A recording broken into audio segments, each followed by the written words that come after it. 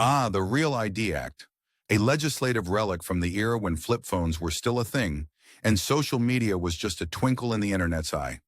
Fast forward to the magnificent Trump era, and here we are, finally ready to roll out the red carpet for this long-awaited act, as if it's the sequel to a movie no one asked for.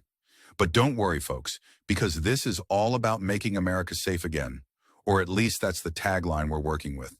Now, you might be scratching your head and thinking, isn't Real ID just a fancy way of saying government permission slip for flying? Well, you're not alone. Even within the GOP, there's a smattering of dissent, like a lone eagle soaring against the wind. Representative Thomas Massie, the Kentucky maverick with a penchant for ruffling feathers, has been quite vocal about his disdain for this governmental overreach. He warns us that Real ID is less about election integrity and more about Big Brother's grand plan to keep tabs on us. And who doesn't love a good conspiracy theory to spice up their morning coffee?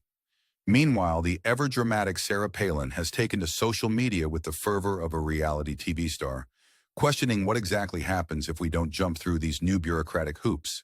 Her concerns are as American as apple pie, asking why existing ID requirements suddenly aren't good enough. It's almost like the government is trying to keep up with the Kardashians, always looking for the next big thing.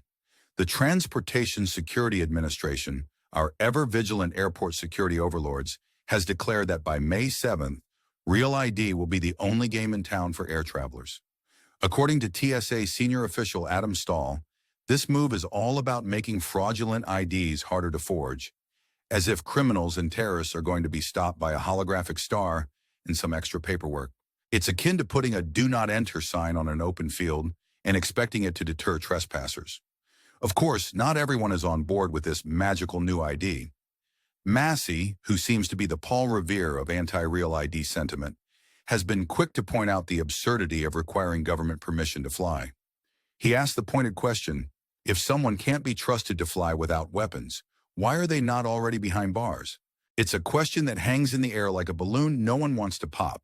And let's not forget the ever-memorable Ron Paul, who has taken to X, formerly known as Twitter, to decry Real ID as a significant threat to our civil liberties. According to Paul, this is a throwback to the Patriot Act, that infamous piece of legislation that made us all feel like extras in a 1984 themed play. Joining the chorus of dissent is Kentucky State Rep. T.J. Roberts, who has taken to social media like a modern-day Paul Revere, shouting "Repeal Real ID" from the digital rooftops.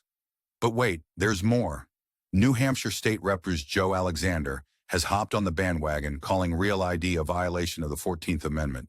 He argues that the federal government shouldn't mandate IDs for citizens traveling between states, likening it to the dark days of Soviet travel papers. It's as if Orwell has come back from the grave, nodding approvingly at the state of affairs. Cato Institute senior fellow Patrick Eddington has also chimed in, questioning the effectiveness of Real ID in actually preventing terrorism. He points out that since 9/11, not a single terrorist has been caught trying to board a plane with a fake ID. It's almost like the government is preparing for a threat that doesn't exist, which would be hilariously tragic if it weren't so typical. And in a plot twist worthy of a political soap opera, Trump ally Repser Mark Alford has come out swinging in defense of Real ID. He implores us to put down our smartphones, stop scrolling through social media, and head to the DMV to get our Real IDs. It's like a call to arms, but instead of muskets, we need our birth certificates and utility bills. Now, loyal viewers, what do you make of this Real ID debacle? Is it a necessary step to secure our borders and skies? Or is it just another example of government overreach? Let us know your thoughts in the comments below. And while you're here, don't forget to hit that subscribe button and give this video a thumbs up if you enjoyed our satirical take on today's news. Your support helps us keep bringing you the latest with a twist of humor. So as the Real ID saga unfolds, remember to keep your identification papers close and your sense of irony even closer. After all, in the world of politics, reality often rivals fiction, and we're just here to enjoy the show.